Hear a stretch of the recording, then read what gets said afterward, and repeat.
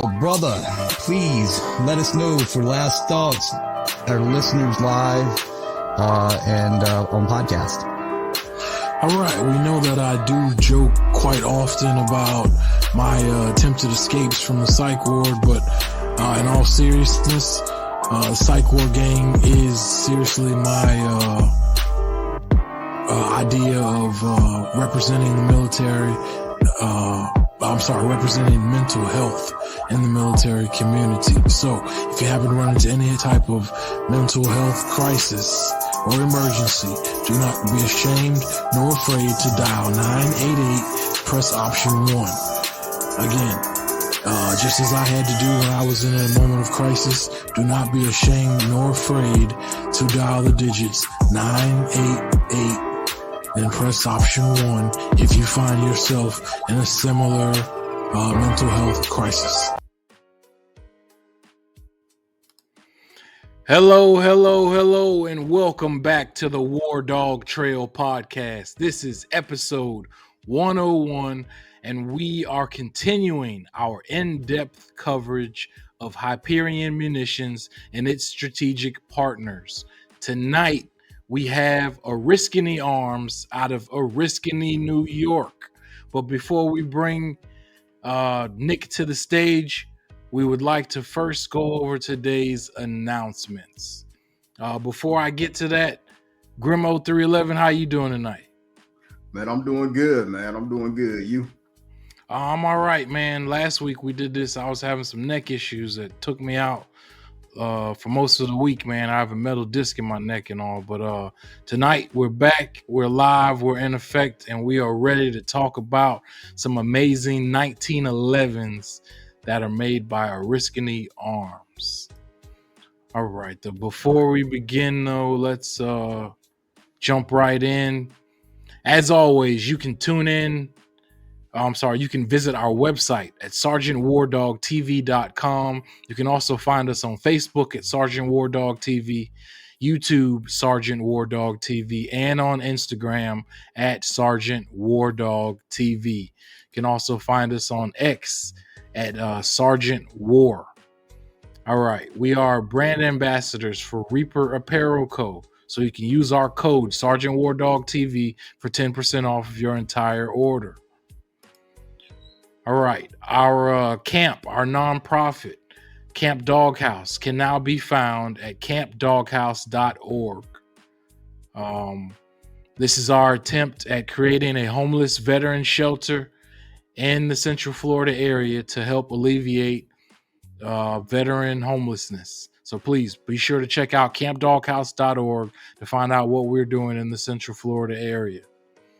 All right, last year we won 2 awards. We like to remind everyone. We won from Acquisition International Magazine in the UK. We won Leading Veteran Welfare Outreach Nonprofit Organization for 2023. Also, from Corporate Livewire, we won Veteran Support Nonprofit Organization of the Year for 2023 and 2024. All right, we are media members of the NSSF, the National Shooting Sports Foundation, which is the organization that owns and runs SHOT Show. We will soon be media members of POMA, the Professional Outdoor Media Association. And last but not least, I have completed my book on my 3 tours in Iraq as an infantry rifleman. The name of the book is the same as this podcast, The WarDawg Trail. As soon as I have a release date from publishers, I will let everyone know. All right. And without further ado, I now bring to the stage our 2 guests for the evening. You'll remember we had Malia Powers with us last week from Hyperion Munitions. And this week joining us is our guest, our primary guest, Mr. Nick Giotto. Did I say that right? You did good. All right. Nick Giotto from Oriskany Arms in Oriskany, New York. All right. Welcome to the show, Nick. Thanks for having me. And welcome back to the show, Malia. Oh, thanks, you guys. Thank you so much for having me back. This is the best way to spend my Wednesday. Hey, always good to see you. All right, right on, right on. All right, Nick, you are the man of the hour. You and a Risk in the Arms. Now, if you don't mind, go ahead and let us know where you're located and when you started the company. Sure. So we're out of Oriskany, New York, and that is right by Utica. And for those who aren't familiar with Utica, that's about 45 minutes east of Syracuse. And most people have heard of Syracuse. Yeah. So we started the company about right between 10 and 11 years ago. We actually made our first guns to go to the 2014 SHOT Show. And Nice. yeah, that's when it all started. All right, good deal, good deal. Now, let's jump right in and talk about your flagship weapons, your flagship 1911s, and I'm gonna bring them up so that the audience can see the actual weapons without seeing the physical weapons this episode. All right, you want to go ahead and talk to us about the 1911s? Yeah, of course. So really, we have two lines of offerings here. Now, what our original offering we refer to now as the Generation 1. That is basically our original flagship line of products. Now, they are fully customizable. You know, we do several different finishes. We do several different sight options. You know, even right down to doing custom serial numbers and custom laser engraving. You know, we don't get offended if somebody wants to put, you know, their logo on our slide or, you know, whatever they want, really.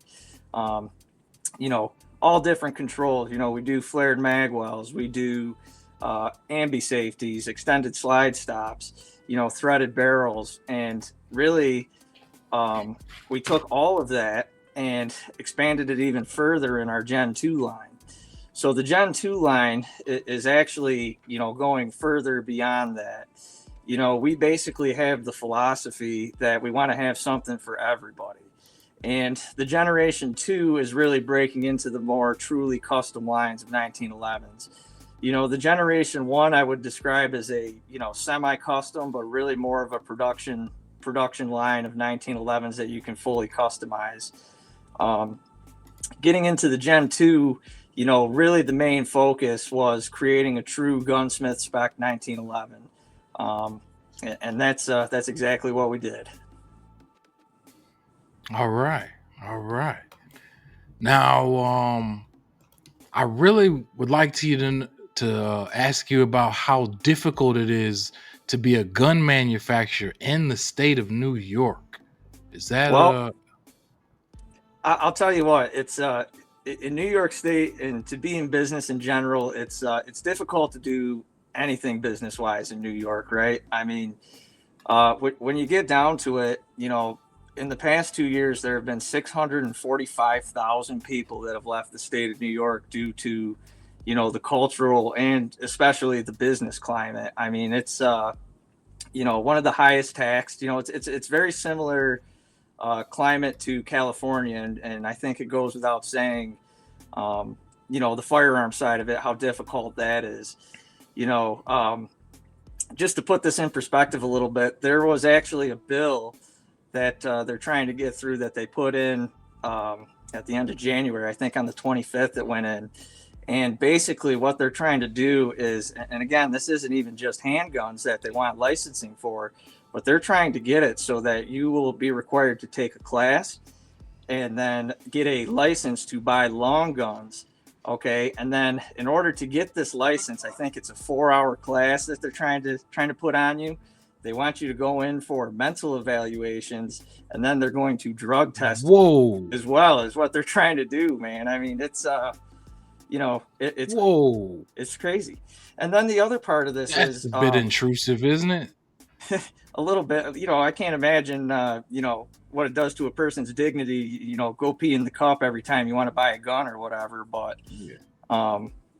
you know, and then you can also talk about what went on with Remington. I mean, you flip on the local news today, and the talk is them trying to figure out what to do with all the ex-Remington workers because, you know, New York effectively pushed them out.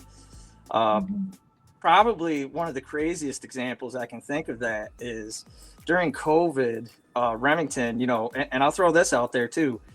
When they were shutting down non-essential businesses, I got shut down for 3 months. They told me that my company wasn't important, and so I wasn't allowed to go to work for 3 months. And they actually did the same thing to Remington as well, on a certain level. And so what Remington tried to do was they said, well, we're a gigantic manufacturing facility, and we can help you make medical equipment to help with COVID. And they said, nope, we don't want help from you or people like you. So, hit the bricks, basically. I mean, it's crazy up here. Unbelievable, man. So Unbelievable. Is there still like lingering, kind of effects on your business because of that? Well, I'll tell you what, so other than additional documentation that they require up here, so getting the licenses is pretty standard. It's just a long process. They do require you to do P12 documents. So, obviously, of course, dealers and manufacturers have their A&D log, but then you have to go one step further and they give you a little square piece of paper, and it's probably 3 by 5 inches. And then you basically had to put all the information that would be pertinent to the sale and the person. You had to put their pistol permit, their address, or FFL and whatever. And then that goes to a separate line of documentation with the state police and the COBIS center. So it's just, additional headaches for basically and doubling up the same information, I guess you could say. Right. Really? All right. Now, if you don't mind, let's talk about the variations that you were mentioning earlier of the 1911s. I Sure. really have curiosity about that 3.5 inch. Yeah. So I'll tell you what, the 3.5 inch, like I was telling you before, those are pretty tricky little guns, and there's a reason that a lot of people don't make them. You have to have that thing dialed in absolutely perfectly, and it's the 1911 version of and really an attempt of a carry 1911. Now with ours, what's kind of different about our 3.5 inch, and a lot of people like this. I don't know how big your hands are. Like if you look at a Kimber Micro, for example, or one of those other ones, typically you have a 3-finger hand grip and your pinky's hanging off the bottom, and it's not not the most enjoyable shooting experience with that thing. Now with us, we maintain the full length hand grip so you can get your hands around it. Specifically, like I said, if you have the bigger hands, that's a nice thing about it. That draws a lot of people to our 3.5 inches. Nice. Really? And can you go ahead and tell us the variations of the other sizes you have as well? Yeah. So we basically do 3 sizes. So, and this is going to break your heart when I tell you this, but the Generation 2, we actually are not currently doing a 3.5 inch. We're only doing that in the Generation 1. Okay. Now, the variations would be, we have the 5-inch government, the 4.25 inch commander, and the 3.5 inch officer. So right now, what we do is we offer in the 5-inch, we have 45 ACP, we do 9mm, and then we do 10mm. And then in the other 2 barrel lengths, we do 45 and 9. That's another one. Getting 10mm to work in the smaller barrel lengths can be a little tricky too. So, we kind of stick with what we know works on that. All right. Good deal. Really good deal. What do you find is your best seller? So, it's the bread and butter. It's 5-inch 45s all the way. Right behind it is, and actually it's amazing how much it's creeping up in popularity. That would be the 10mm. As people get into hunting more, but especially boar hunters are getting big into the 10mm as well. So that's an up and comer for sure. Actually, we're boar hunters ourselves. We haven't been able to display it because we really haven't had a cameraman to follow us yet. Right. That's not afraid to go where we go or do what we do. But yeah, we're actually boar hunters as well. So we totally understand what you're saying. Yeah. We totally get it. Let's see. What I guess I sort of wanted to ask you what made you want to when you began the company, what made you want to start with 1911s? Well, so I'll tell you this about us. So my family, we actually have 7 companies total, and you know, it was kind of a perfect storm kind of thing, right? So basically 10, 11 years ago, we ended up purchasing a CNC facility that has over 100 pieces of CNC equipment. Also, it's right on the edge of Ilion, and it's a shop that's been around since the 40s. And they actually, primarily for most of their existence, used to make a lot of parts for Remington, right? So you have equipment that's acclimated for producing firearms, and you know, it was all just sitting there ready, basically. And then the other piece of that is right around the same time, the ex-plant manager of the time of Remington ended up leaving, and we ended up hiring him on as our vice president of operations for all 7 of our companies. So, you know, pretty much like in the matter of a year, you know, we acquired a facility, and then we acquired a guy that knew how to run a firearm facility, you know, the biggest firearm facility, right? Right. And I'll tell you what, I mean, I'm sure you're looking at me and saying, you know, 10, 11 years ago, how old was I? Well, you know, so I'm only 30 years old, right? At the time, Good deal, bro. you know, so I was in college at the time, and you know, I wasn't too sure what I wanted to do. And as soon as I heard, you know, we got this CNC facility, you know, I always was interested in you know, metal fabrication and CNC machining.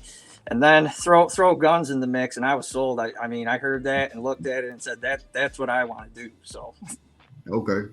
So what is your background? What got you into firearms manufacturing? you know, so it's really the generic kind of answer. You know, my dad took me out shooting when I was 7, 8 years old, and then, you know, really the rest is history. I mean, I've gone out as a recreational shooter for a long time. You know, and then of course you get in your teenage years and you do the airsoft and you do the paintball and everything like that. And then, you know, you turn 18 and you just start buying the real thing and getting out there, man, you know? Right. So is your family, is it a family background dealing kind of like, you know, firearms manufacturing, you know? Oh yeah, for sure. Okay. For sure. Yeah. I mean, it's all, you know, my dad is a huge manufacturing guy. I mean, in general, you know, we do firearms. We have the CNC plant, as I mentioned. You know, we do plastic injection molding, you know, and primarily we actually do fiber optics, you know, communications. That's our really the flagship of our line of companies. Okay. And all the manufacturing of those components and cables and everything else. So yeah. Okay. So you've been honing your craft since you was a baby, pretty much. That's it, man. You're still a baby. A little bit. Right on, bro. I'm proud of you for what you're doing. You knew what you wanted to do at a young age, and you stuck to it. And here we are, all these years later, bro. And it shows that you've been putting in hard work. You're a strategic partner with Hyperion. And, you're doing big things there in New York. Now, we're sorry we didn't get to see you at SHOT Show, bro. Seriously. Sorry we didn't get to run into you. Yeah, I mean, you know how SHOT Show is, man. I mean, you're all over the place. You know, you probably had about 5-10 minutes in the booth, if that. You know, I mean, it's and I was all over the place too. You know, it's madness there. You know. Right on. Now, how did SHOT Show go for Risk in the Arms? Oh, it was amazing. I mean, so I think that we, you know, have extremely limited allocation left on, you know, what we're going to be able to put out this year. You know, I think we loaded ourselves up at least for this entire year, you know, to capacity, which is awesome. I mean, and, you know, I definitely have to throw a shout out to Hyperion for that, because, you know, Hyperion is the one who, you know, is getting it done for me on that end. And you know, they're doing good. Good deal. Wow, you were able to nearly stock your entire year based on SHOT Show alone? Yeah, you know, someone had a great SHOT Show then, yeah. Yeah. Yeah, I mean, it was a huge change from the SHOT Show last year. It's like everybody was kind of there, just going through the motions. No one was really too interested. Everybody was all stocked up on everything, and then showed up this year, and everybody was just ready to put orders in and buy. And that's what you need. Really, Right on. that's what it seems like. It would kind of be. People go out there, they kind of see what you have going on. They see your name. The more they see you, then they really start checking out your product, your lineup. And they see that you got something. Right. I'm really interested in that 3.5 with that full size hand grip. Well, I can always hook you guys with I something. know that thing That's no feels big good, deal. man. I love 1911, man. I know that thing feels good now. Right on. I can't lie to you. I'm a 45 man. Yeah, I, from what we've seen in Iraq back when we were only issued 9mm and whatnot, I've always personally been a big fan of 45s. That's my man dropper. That's my hog dropper. That's like that's what I know best. So when I saw your selection, I was like, wow, I didn't know that all these things could be done with 1911s, man. Oh yeah. Yeah, I mean, and again, the 45 is the bread and butter, man. I mean, if it's your first 1911, in my opinion, 5 inches, 45 ACP. I mean, stick to the original and get crazy after that. There's a reason people who are 1911 people have 8 or 10 of them. It's because you're going through all the variations. Oh yeah.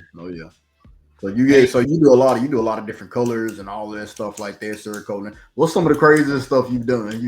Kind of suggestions you got for that? Yeah, so I'll tell you what. I mean, so there's actually a demand right now. I'm not sure how I feel about it because it's not really what I would call a shooting gun, but it's going to look awesome. But I'm getting requests for true gold plated mirror polished 1911s. That's probably the craziest thing that I would be putting out there, and again, that would be like, for me, comfortably, I'd like to see that in a display box. Cause I mean, gold goes on thin if it's real, and you shoot that thing once, you're peeling it all off. And, so I don't know how I feel about it, but it's, if somebody wants it, we'll make it, that's kind of our thing. Right. That's good. That's good. Cause everybody's customizing everything these days, they're getting them, they're buying them, and then they're putting hundreds of dollars, thousands of dollars into, just to customize them. So, hey, they can go over to you all. Hey, they can get them custom right out the shop. So that's nice. Yeah. Get out of some of your lineups and stuff, and man, the different variations and everything, man. It's nice. Now, I do have to bring this up too for crazy stuff. I don't know if you guys are familiar with taco coatings. No, Not too much. Man. Yeah, so that's a micro ceramic coating, and it's really new. And I'll tell you what, it's it has kind of the appearance of Cerakote, right? So it's it looks like your ceramic painted guns for the most part, but it has properties to it that are incredible. So if you were at the SHOT Show and you did have the chance to come over and wander, I did have a taco coated gun there with their gun coatings and their lubricated coating. We were sitting there the entire week. We were actually air racking the gun, right? Yeah, good deal. Yeah. So I mean, to air rack a 1911, that's no small feat either. So. Okay. Hey, that's cool. All right, I'm about to check that out. Yeah. So that's the next thing you all are getting in. You all are coating all the, a lot of the firearm lines with that. Yeah.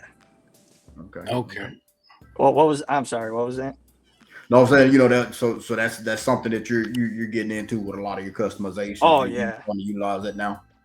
Okay. Oh yeah, big time. Okay, I'll check. I think I probably seen a video of that. Yeah. That's cool. So yeah, there's a couple videos floating around. Okay. Now you are Gen 2 lineup. Where is that out now? Is this something you still working on? You waiting to drop it? Yep. So basically, as far as like if you go on our website right now, and even Hyperion, so the line is out. We're catching up on the marketing aspect of that, right? So getting all the pictures, getting them all built, and getting them basically into the formal lineup on our platforms is where we're at right now. So that's kind of where that's at. People can buy them, people have seen them. And I'll throw this out there too. The Generation 2 line is actually a distribution only line, right? So, basically the dealers have to call up the distributors and get them direct anyway. And the distributors all have their full programs and everything as well. So, we're playing a little catch up, getting everything back, back to current, but, we're doing our best. Okay. Yeah, I think we have a catalog. Hey, Sergeant WarDawg, can we get that catalog up? Yep. 1 second. Yeah, definitely. Hey, so yeah, hey, if you all are very interested in these firearms, and I don't know any 1911 individuals that would be, hey, if you go down to your local gun dealer, hey, you ask for Risk in the Arms. If they don't have them, hey, definitely tell them to check them out. Tell them to check them out. All right. Let them know you're highly interested in that lineup. Hey, tell them to check them out and get them in there. We'd appreciate that for sure. All right. Do you mind, Nick, letting everyone know where they can find you online as well as social media? Yeah. So, really the best place to connect if you're trying to get your hands on one of these, right? So Hyperion Munitions, again, is my sales team. So, go right to HyperionMunitions.com, and make contact with them. So they'll get you lined up, they'll find a dealer near you, and, they'll get you exactly what you want. As far as social media, a Risk in the Arms, we have a Facebook, we have Instagram, we have X, so we're on all of that as well. All right. Good deal. Now, what can we expect in the future from a Risk in the Arms? Yeah, so pretty much the next big project that we're doing is, because I get phone calls about it every single day, is when are you guys going to make a 2011? 2011 double stack, and that's definitely got to be the next thing for the amount of outreach I'm getting about it. And again, a 2011 is really not too far away from a 1911. It's a different frame setup and a couple different components to accommodate the double stack. So that's definitely going to be the next thing for us for sure. Really? Are we talking possibly this year or next year? Well, I don't want to make any big promises, but I'm hoping by June, July, we'll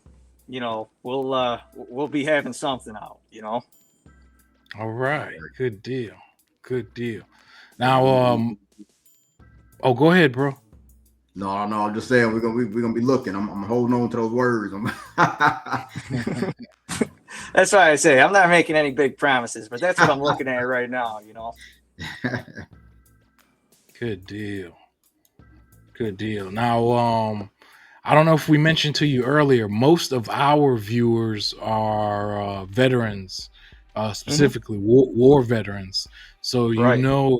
Your 1911 line is gonna be huge with our followers. So I can tell you that for sure. Oh yeah. I actually wasn't. I mean, I'm a big 45 fan, but I wasn't really broken into using a 1911 until I used AJ's. Until I used Grimo 311's 1911. Sure. So that is what really honed me into all the great things that there are about being able to fire a 1911 of that caliber, of that that style. So Right. I'm pretty sure that a lot of our military veterans that watch the show or listen to it will definitely be fans of your line as well, man. That's big. Yeah, and listen, I'll throw this out there too, because law enforcement and military, we have a huge customer following with them specifically because of our custom serial numbers and custom laser engraving, right? So again, I don't get offended if you don't want a Risk of the Arms, whether it's the logo or written out. The slide can be whatever you want on there. And so what I end up having is, again, I've had state troopers. I'll laser engrave their shields on there with their badge numbers on there. I've had different military units. I'm putting patches and their logos on there as well. Writing out whatever they want. And then again, the serial numbers, making that whatever we want too. So sometimes, unit numbers, shield numbers, you name it, I'm getting that in the serial number too. So, yeah, I mean, it's really unique with what we can do with that, because I don't think there's another company that accommodates like that. If one person calls up and says, I was in this unit and this is the name, here's the logo. I don't think there's anyone else that would build just one gun for that person, right? Right. Yeah, I haven't heard them. Yeah, I'm definitely in my mind right now. I'm already looking for one with my units on there. So yeah, there you go, man. I'll be reaching out to you. Perfect. All right.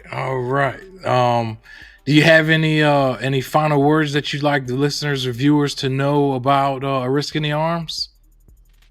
I think we did a really good job covering everything. If there's anything I could say is that I was really excited to get on here and meet you guys. So I definitely appreciate you guys having me on here, and it again was awesome meeting you guys. And I feel bad I missed you at the SHOT Show, because that would have been sweet if I could have put a couple guns in you guys' hands. That would have been it. We'll catch you next time. Do you go to other big SHOT shows and conventions? I'm sorry, not SHOT shows, but other large, gun conventions? Yeah. I'm not positive if we're going to the NRA convention in Dallas this year. That's kind of been on and off the table a little bit. We always do NASGW. We always do SHOT Show. Those are really the big ones for us. And again, NRA is a possibility. But again, a lot of it comes down to is Hyperion saying, we're going to this show or we're not going to this show. And, if they say we're going, then I'm there, baby. All right. Right on, bro. Right on. All right, ladies and gentlemen, this has been Nick Giotto from A Risk in the Arms and A Risk in the New York on episode 101 of the WarDawg Trail. This is a continuation of our in-depth series with Hyperion Munitions and their strategic partners. And this has been a great show, Nick. Thank you for coming on. Thank you for letting us find out about Oriskany. And I'm definitely, like I said, I'm glued to trying to learn more about that 3.5 inch, because I'm still blown away that there's a 1911 in that size. I can't put enough words to it. I'd be happy to get you one, man. You just reach out and consider it done. So. All right, good deal. We'd love to be able to review it and show it on our show. We'd love to. All right. Well, thank you guys again. Yeah, this was awesome. All right, thank you for coming on the show, bro. Yeah, nice to meet you, and you have a good night, all right? You too. Be safe, guys. All right, bro. Salute. All right, ladies and gentlemen, this has been episode 101 of the WarDawg Trail podcast. Salute.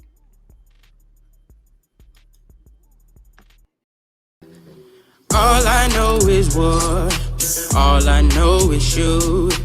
All I want is more, but I got some things to do. I'm a dog of war. Hell's what I've been through. I'm a dog of war. I did it all for you. I'm a soldier, I'm a warrior. Got an emblem on my cover. And ask me what I did for ya. I put the trash deep down under. Yeah, I'm a dog of war. Hell's what I've been through. I'm a dog of war. I did it all for you, yeah. Took some time in the place, man, I just needed some space. All the pain show in my face and my heart starts to